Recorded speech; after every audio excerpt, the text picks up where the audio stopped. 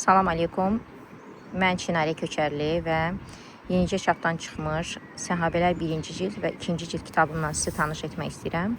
Bu kitablar eyni vaxtda nəşr olunub, eyni qalınlıqda, eyni səhifə sayında Ting nəşriyyatının çapıdır və bu kitablar eyni Muhammed Peyğəmbər və Peyğəmbərlər kitabının davamı kimi, onun kimi qalın üz qabığına malikdir. İç səhifələri onun kimi rəngli, təsvirli və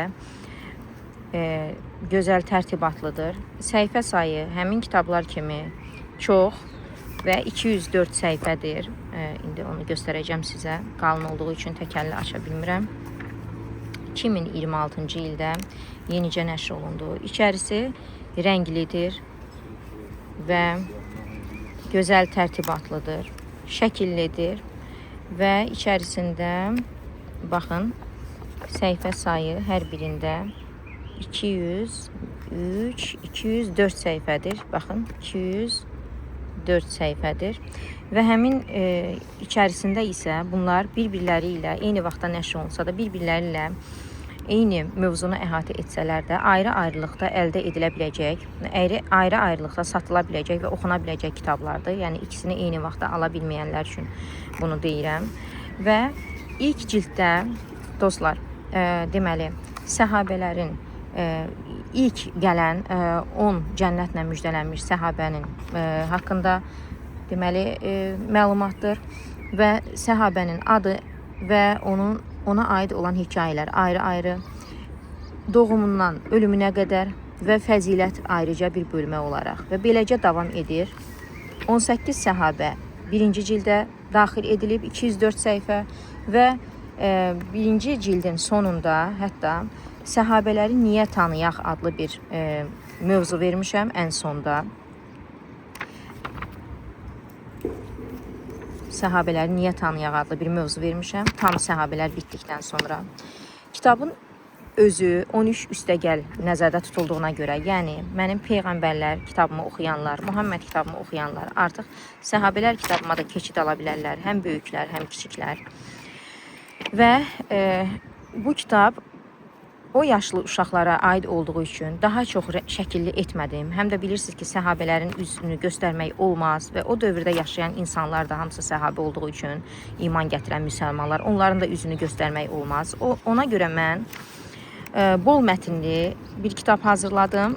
Bu bir tarixi əsərdir və hər bir səhabənin həyatına keçid alarkən həmin səhabənin özü ilə bağlı böyük bir qoşa səhifə deməli şəkil qeyd etdim və burada şəkil çəkdirdim və bu şəkillər septik üslubda xüsusi çəkilmiş təsvirlərdir ki, kitab qədim dövrə əhatə etdiyi üçün rəngli olsa da, yenə də mən onun qədimi üslubunu qoruyaraq və böyük yaşlılar üçün nəzərdə tutulduğuna görə böyük yaşlı insanları cəlb edəcək bir təsvir üslubunu seçdim.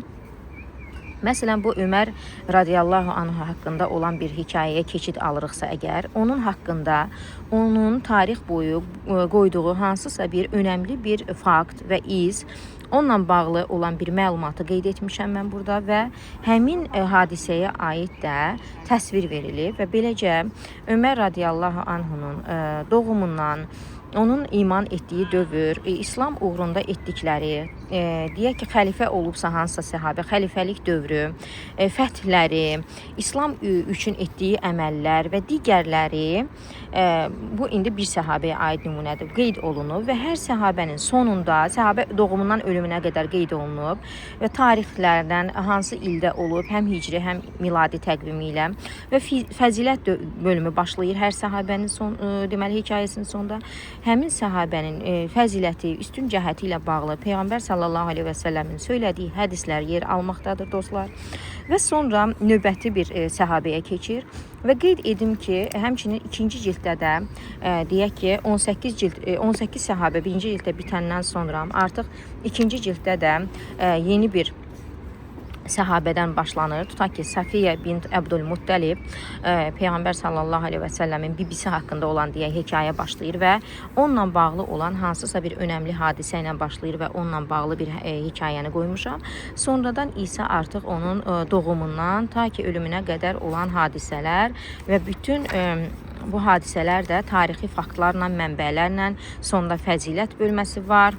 Və məsələn Cəfər ibn Əbu Talib, yəni bunlar bir-birindən eyni məqsəd daşıyan kitablar olsalar da ayrı-ayrılıqda oxuna biləcək kitablardır. Bu da həmçinin eyni şəkilli, nəfis tərtibatlı və səhifə sayı 204 səhifədir. Mən deyim ki, bu kitab mənim kitablarım içərisində ən çox mətni olan, şəkilləri ən az olan bir kitabımdır. Niyə görə? Çünki bu kitab daha çox öz oğlum da daxil 16, 17 yaşlı, 18 yaşlı oğlanların həyatında xüsusilə müəyyən bir dönüş etmək üçün, onların imanını daha da möhkəm etmək üçün və səhabələrin həyatını onlar üçün bir örnək seçmək üçün yazmışam mən bu kitabı.